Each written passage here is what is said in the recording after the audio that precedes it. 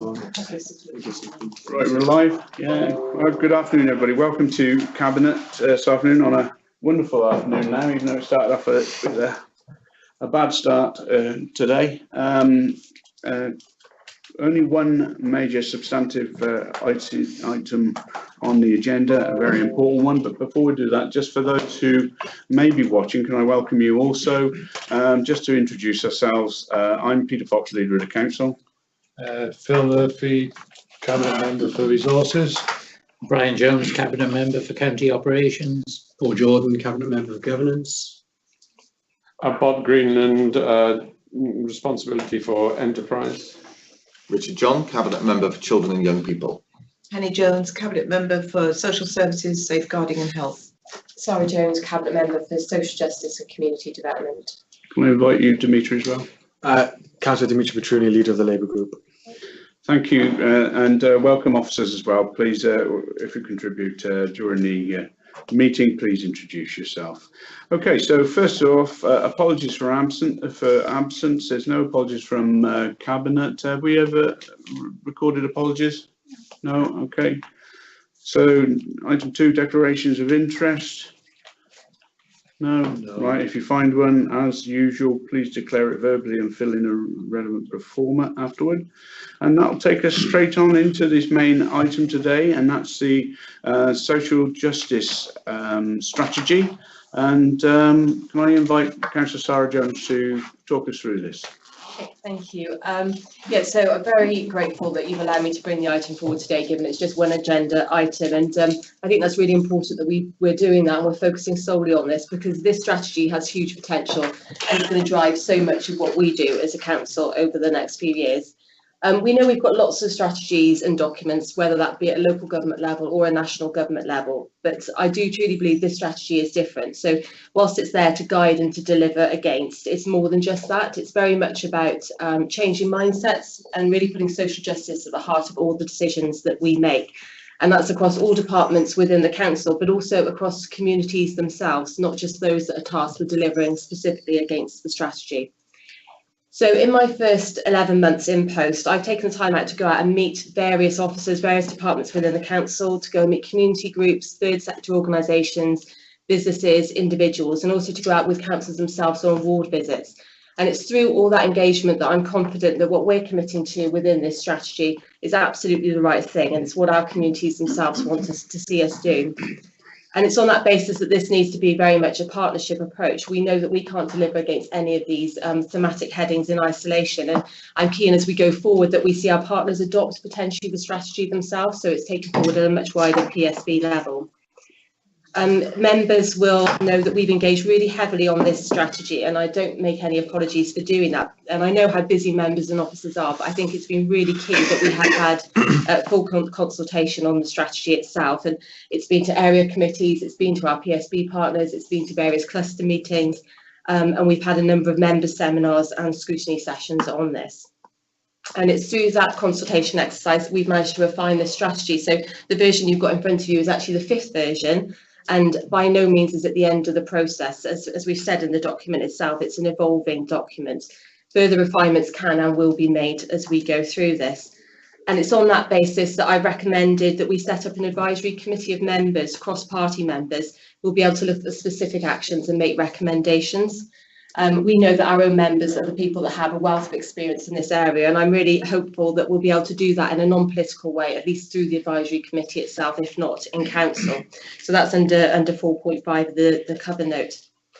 In terms of some of the comments that have been made through the consultation, you'll see that these have been reflected to some extent within the cover document, and that's outlined in front of you today. It hasn't been possible necessarily to capture every single detail of all that engagement process, because this is the high level strategic document itself, but I want to assure members that have made comments and other partners that we will deliver on those in the relevant action plans. So for example, play for children, the issue of obesity, mental health in young men, all of those sort of things that have come up that might not be explicitly referenced in the strategy itself, they'll clearly be taken forward in the action and the delivery. And for example, under our proposal, under asset-based community development, we can certainly make inroads into all 3 of those issues that I've just mentioned then. And the action plans themselves are already starting to take shape. So just as an example, I met with Nikki Needle this week, and we've got some really exciting work coming forward around tackling loneliness and isolation within our communities. And that's being owned collectively through the Ageing Well Forum, for example.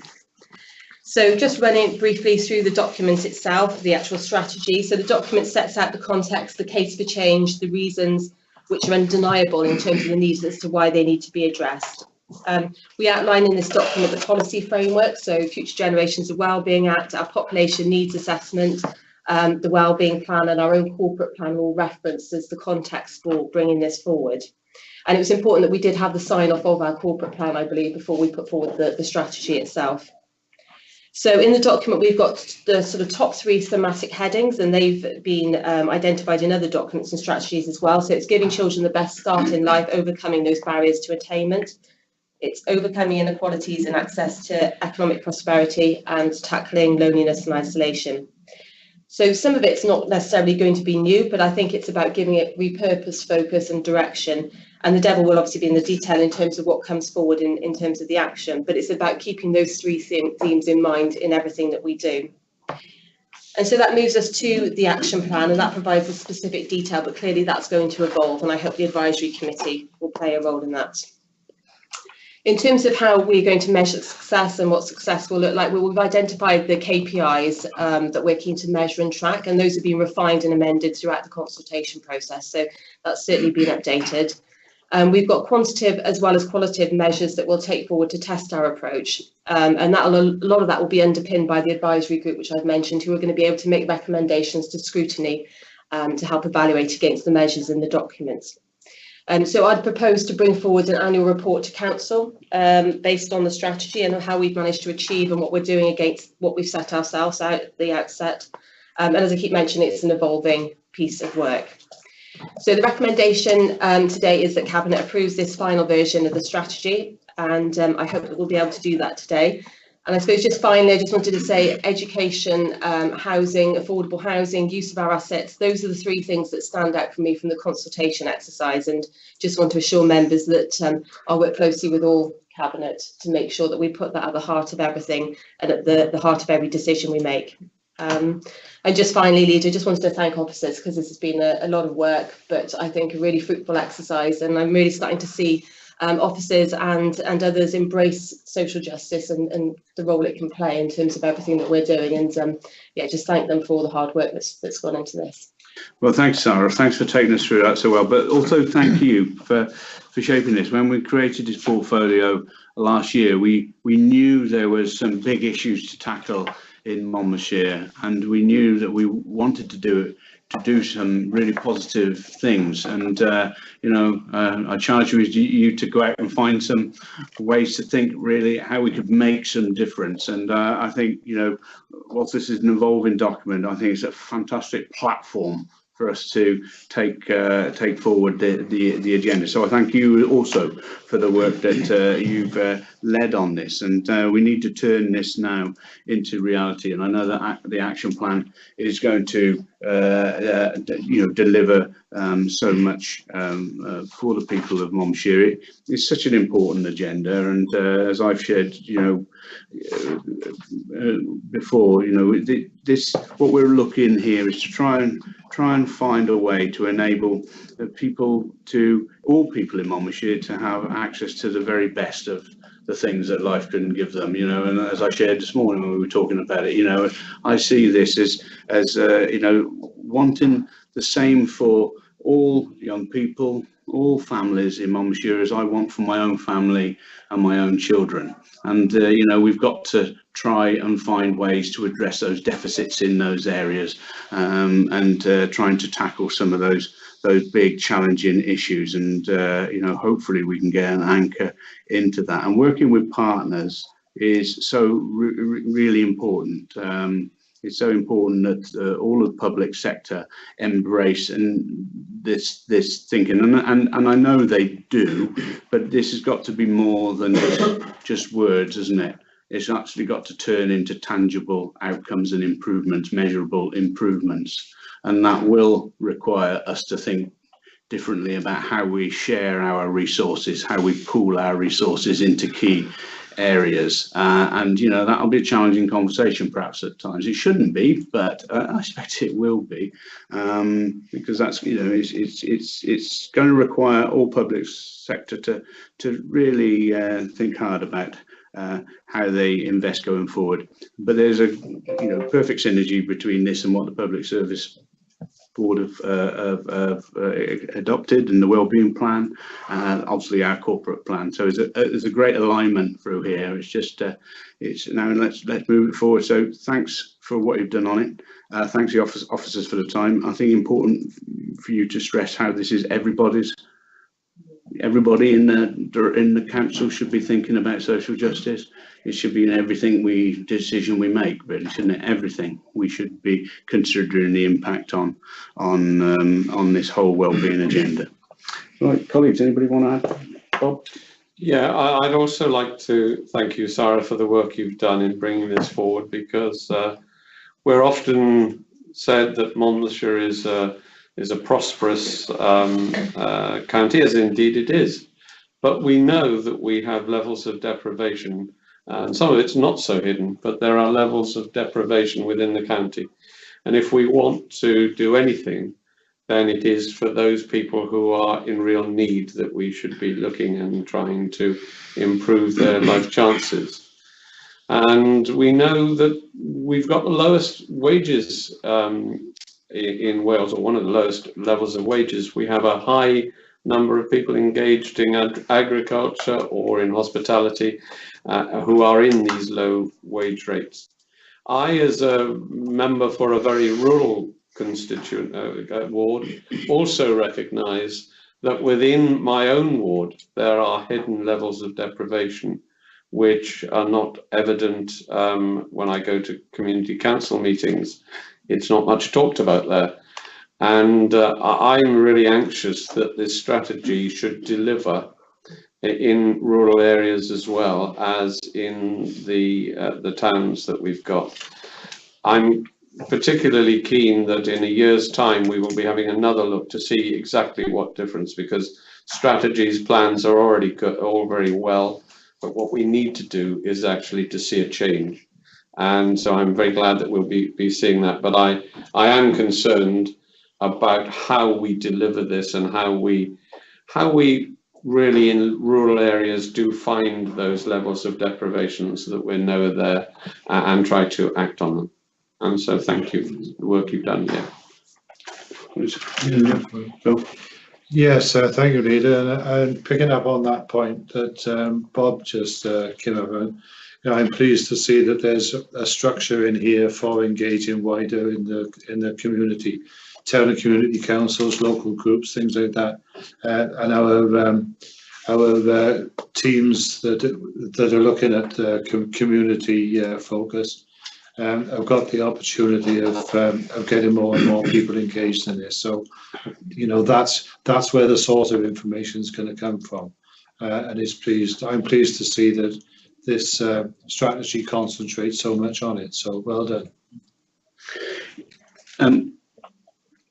Yeah, Richard and Penny, right, Richard.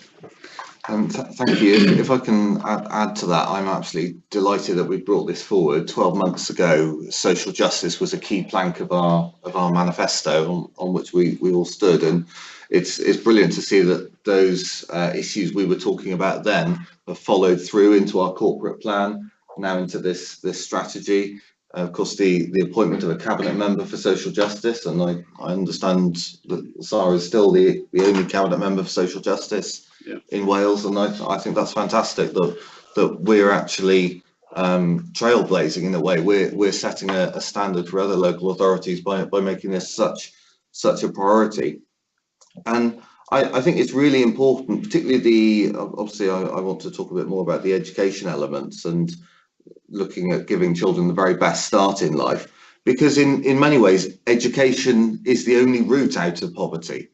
If you're looking at tackling that generational cycle, and we've seen those statistics that show that if a young person doesn't have the skills that can enable them to go on and get a job, a source of employment, a source of income, they are statistically more likely to fall into the criminal justice system. And I think for a number of our children in schools from more deprived backgrounds, some of them are on a very fine line as to whether they can get themselves on that path that will lead to a source of income so that they can then go on to provide for their families. So I think one of the performance indicators in here is looking at the gap in attainment for children from deprived backgrounds, children who are eligible for free school meals. And we've been very clear in the past 12 months in numerous cabinet meetings and full council meetings that the gap at Key Stage 4 between children who are eligible for free school meals and those who are not is too wide. Yeah. While we recognise we have the best outcomes for children from deprived backgrounds in the early years, particularly at the foundation phase, the gap at Key Stage 4 is too wide, and it's great to see us prioritising that, and that's one of our key indicators that we're going to be monitoring really closely. So really delighted that we brought this strategy forward, and I pay tribute to the work that Sarah and officers have done. Thank you, Richard. Penny? Yes, thank you, Chair. Yes, I'd also like to thank Sarah, and I look forward to working with her on quite a lot of these cross projects.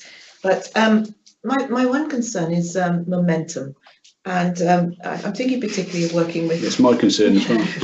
And mine.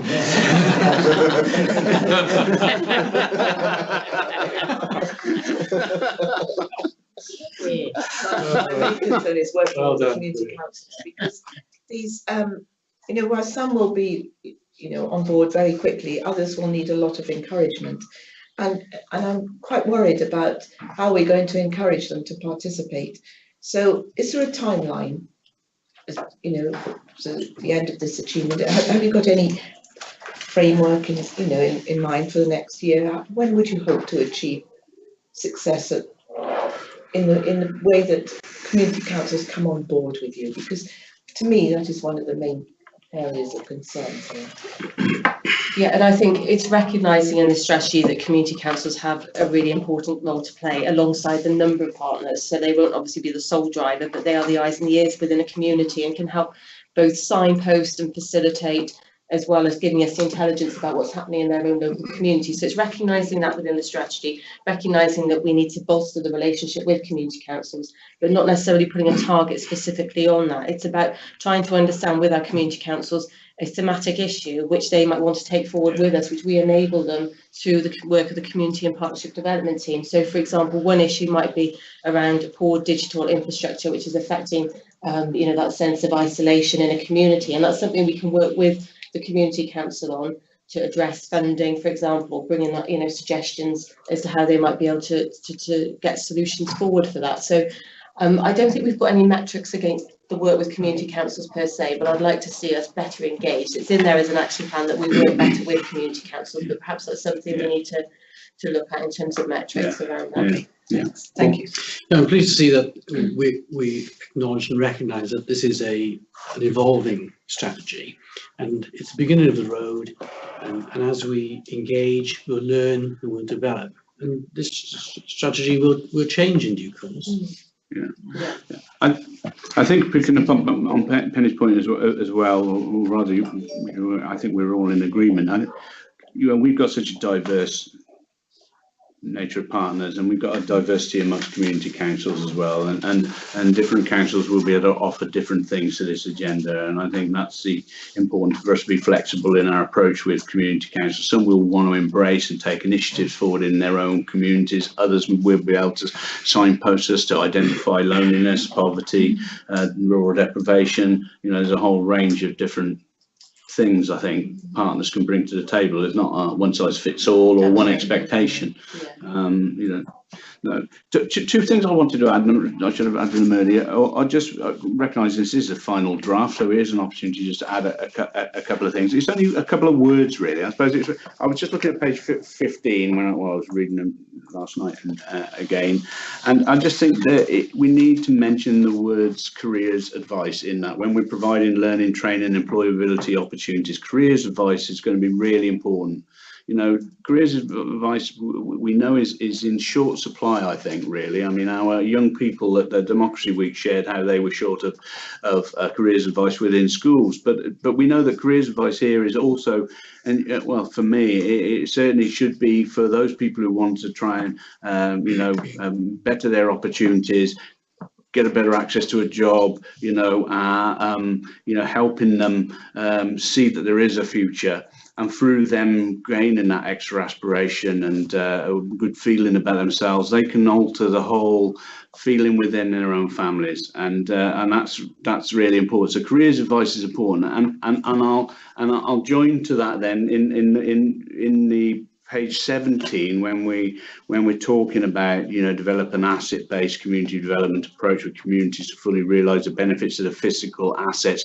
I would like to name schools in that, because I've talked so much about school buildings being unlocked to their communities to utilise the assets within them, and, you know, how do we start those conversations with governing bodies or other custodians about releasing assets to come back to the wider community so that we can actually help people through that, and, you know, and using some of the skills, like you said, Rich, you know, using education is one of the main paths out of some of the situations some people find. So how do we utilize our assets, access to the knowledge we have, and all of those things to help people, you know, move forward if that's what they want to do, you know? So I think whilst you know, that I know we would be looking at all of those things in this strategy, I think it's just important to mention those words of, you know, of school buildings along with that, and also that careers advice within the others in the other section. Yeah, absolutely. Yeah, can I just come in? Absolutely with careers advice, but we've also got to have the jobs. And one of our problems in the past is that we don't have the jobs in the county. And of course, working with the city region, we are going for jobs across the region, high paid jobs. But we also have to recognise that not everybody can be involved in innovative new technology jobs. And I think when we look for our LDP process as we move forward, we've also got to recognise that we need to provide more jobs which are suitable for people who aren't going to necessarily get the high level of jobs that will be offered by the innovative industries. And I think that's a really important part of our LDP process as we move forward, to recognise that not everybody is going to be at that top level, and we need to be thinking about the jobs for other people as well, which are going to raise the levels of their wages, but are not necessarily going to be in these high-tech industries. I think it's a good point, but I think that's part of the dilemma, because even if we find ways of raising the average income of the person who lives and works in Monmouthshire by £100 a week, right, which sounds massive, doesn't it? But it puts it up £550 a week instead of 450 or whatever it is, you know, you know, it's great if we can get them the jobs to do that. And my angst is also, how do we, you know, enable them to move forward with, like, the housing situation? Yeah. You know, well, I mean, that's a big thing, because even if we can improve their outcomes, the financial disposable income, this disparity between house price and wages in the county, I don't know the answer to that. We can build more houses, and we'll hopefully do that and give people more opportunities to get an affordable home. But, you know, this gap is only going to get wider with things with bridge tolls coming off. We're seeing 20% increase in house prices already in the southeast corner. You know, that's going to get more as this balance starts shifting as bridge tolls come off. The gap's going to get wider. Pay is not going to keep up with that. And I don't know what the answer is to narrowing that opportunity gap there. That's going to be a massive challenge. You know, so there's positives out of things like people inward investment and migration, but there's massive challenges that we're going to have to wrestle. And I'm looking forward to us understanding how we're going to make some inroads into that. And I don't know, I can't see it yet in my mind's eye. You know. Colleagues, anybody else for it? do you want to respond to any of that first, or do you like bring Dimitri in now? Do you want me just to briefly run, just Oh, yeah, respond to okay. a couple of those things? But yeah, absolutely, there's some of those issues are huge, you know, sort of issues that we're not going to solve again in isolation. It's all about partnership. It's also about making sure we have the right people around the table and a diverse mix of people when we're making these decisions. So when we're having LDP consultation, for example, it's making sure we bring in those groups that we might not have reached out to previously, because they might have solutions or ideas for us to put in that mix. And working with the community partnership development team is going to be core, and I'll probably reference them now in some of the responses I've got, but you know, having their insight and their intelligence as to what's happening out in the community to try and feed into the solution of what the problem might be. So yeah, around the right people around the table is absolutely critical. Just in terms of those things, so in terms of the role of communities, Phil, what you mentioned around the structure for engaging, again, it's about feeding back intelligence from our local communities, so making sure we get that information from them. Totally agree with Richard around delivering against the manifesto. This is something we said we'd do, and so we were elected on the mandate that we'd do this. I think it's really important that we're following up on that. Mentioned the point about the community councils with Penny, and Bob around the sort of rural areas as well as urban. Absolutely, again, that's a really important role for community partnership development, to get right out into our communities, at the heart of the communities, to understand what the challenges are that they are facing. And yeah, absolutely, it's an evolving piece. So this is going to change in due course. It's not a static document, as Paul has said. So look forward to bringing this back with amendments in a year's time. And I'm not going to ever say this is 100% right, because it's not. You know, it's not going to be at this stage. It's a starting point, and the advisory committee is going to be absolutely key to helping us on that journey. Yeah. I think, and the other thing is, we can beat ourselves up as well, because we're not going to cure the world without strategy.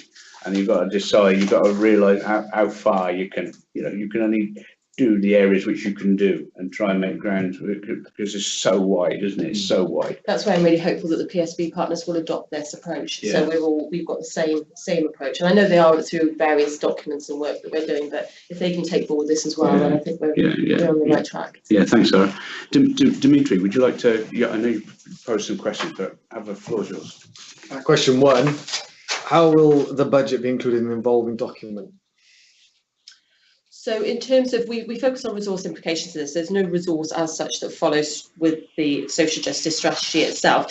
It's very much in terms of funding for specific projects or opportunities. It's around us being enablers as a council to some of the good work that could happen. So it's facilitating that approach, allowing our community groups to go out and get the community grants that are available through our support for them. So that's in relation to that. In terms of any pressures or opportunities we identify in terms of resource going forward now over the next 12 months, that will have to be managed within relevant departmental budgets, or taken forward in the next budget round as a proposal within the next year's budget setting process. As having spoken to officers, I know that we're looking at various synergies between our sort of current grant funding streams. So, for example, the grant that's likely to come, the 10 grant funding streams that we've got at the moment that's likely to come into the early intervention and prevention grant, we're looking at those specifically to make sure they support the achievements of, or the priorities under the social justice strategy, so making sure that's all aligned. But as I said, it's very much about enabling this, rather than having a specific pot of money or resource behind it per se against the strategy itself. Okay, so there's no money per se, and I was more thinking about policy. So the last budget round, we increased free school meal budget prices. setting process, you mean? Free school meals for people who are not on free school meals. Sorry, people who are not on free school meals. We increased. We are charging for the childcare element. So people who are working for, as I would describe them. Those kind of decisions, free school meal prices, all sort of, if you were fitting the social justice agenda, are retrograde steps, which is within our control. So going forward, how will those considerations be considered in the budgeting setting process? So in terms of the examples you've already cited, we've, so for example, Richard and I have spoken around the impact of potentially some of these policies, and making sure that we do review regularly to, if there are any unintended consequences and the impact is such that when we need to come in and alleviate it. So that's by us having good working relationships within the cabinet. Part of it's around having the mindset change at the very beginning. So making sure social justice, when even these ideas are brought forward, that's in the front of the mindset when social justice, rather when a budget idea comes forward, that social justice underpins that. So I think that's key. It's just continuing to work closely with cabinet colleagues around decisions on the budget side. You're not always going to we're not going to mitigate against everything. There will still be things we have to do for the wider council, but I've been absolutely mindful of the impact. The equality impact assessment basically is going to be fundamental, isn't it? Yeah. Okay, I have serious concerns about that, but we'll carry on. To question 2, who will be commissioned to develop the new quantitative measures for the strategy? I noticed that we've commissioned some group. Okay, so this work has been commissioned by the 5 Gwent PSBs. So it's under their Happy Communities Wellbeing measurements. So you've got the quantitative and qualitative. That's ended up being, I can't think what the new 22 local authorities have all signed up to, but it's part of the 5 PSBs approach. I might bring Claire into this because it's all getting a bit detailed, but it's the qualitative measurements are around the happiness pulse, and it's the Happy City methodology that's around the quantitative measures. So I know you proposed the inclusive growth monitor as one suggestion as to look at in terms of measurements. I think we've looked at that and we thought that that's possibly a bit too economic focused because it was designed for the local enterprise partnerships, and we thought that we need to look more widely around social justice in its widest meaning rather than just the economic outcomes from that inclusion growth monitor. But that's something we'd welcome your input into through the advisory committee, so hopefully you can play a part through that group.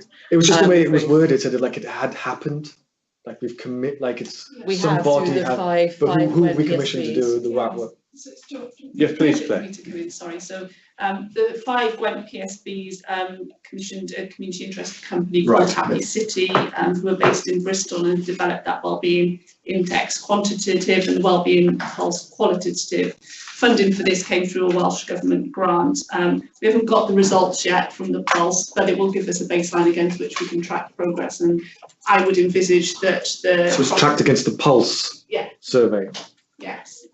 And that will we'll get baselines through both the quantitative and qualitative elements through which we'll be able to track progress, and will come through, I would envisage, in the annual report advised on by the cross-party advisory group, alongside a range of other quantitative and qualitative measures. I think in development of this strategy, we've been conscious that there's a lot of indicators, aren't there, and some of quite hard indicators such as the FSM gap that we look at quite frequently through different performance reports. There are also more qualitative measures, and the work that we've been doing around most significant change, working with Swansea University, which is very much a storytelling approach to enable us to really pick out the interventions that have made the difference, provides another part of evidence. So through a number of lenses, we'll be able to get a view, if you like, about the impact, both quantitative and short-term stuff, qualitative and longer term, around the impact of taking a real focus on social justice through council and through the strategy. Yeah, thanks, Claire. Go on. Yeah. So I don't know if you picked up Sarah's invite, but I'll invite you again. Would you, as a leader of the Labour group, and with your knowledge, be able to sit on that advisory panel? Because I think it needs people like you to, supplement Sarah's goodwill and her experience as well. We need a collective council approach to delivering on this strategy, where we can actually cross political boundaries and actually make some real difference. Would you be welcome? We sit on that? That'd be great if you would. Yeah. Great. That's so you've got one. Yeah, and I've certainly got plenty of other people that have shown an interest, so it's great. A mischievous one as well. That's good. It's good. Challenge is good. So and I think that advisory group, that committee, can with all of its shared knowledge, can really flesh out this agenda and bring some really solid recommendations back for us. I welcome those dilemmas. They are going to be challenging, I know, but I welcome having them. We need to have those and need to see some progress. So, if anybody else got anything they want to add, Richard? Yeah, I just wanted to pick up on the point from Councillor Petruni about whether social justice will feature more in our budget discussions going forward. Well, it did this year, and I think one of the advantages of having a cabinet member around the table with specific responsibility for social justice is that you've always got someone. Every discussion we have, there's a further than discussion about, well, what is the impact on this proposal on children from deprived backgrounds? What's the impact on people who've fallen into misfortune or vulnerable families? And you know, Sarah does it really powerfully, and it's really beneficial that every discussion we have, there's always that angle. What's the impact on the most needy in society, and that I think leads to better decision making, because we consider it from different points of view, and that's hopefully over the 5-year term we will be making better decisions because we're considering them so much more thoroughly. No, point well made, Richard. Thank you. Okay. Did you want to come in? I was just going to say sometimes it's frustrating because you think you've got a brilliant idea and Sarah comes in and says, well, actually not that good after all.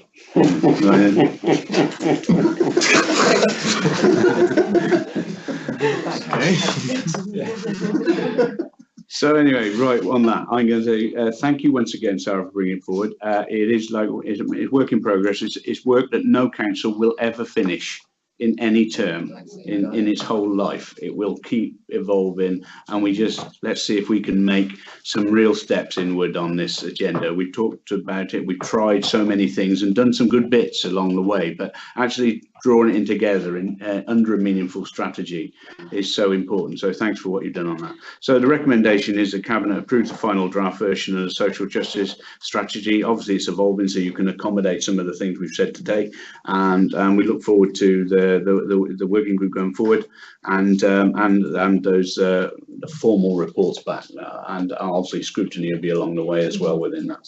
So all in favour of approving the draft? Thanks very much. Yeah, thank you everybody for coming. I know it's only the one item, but a really important one.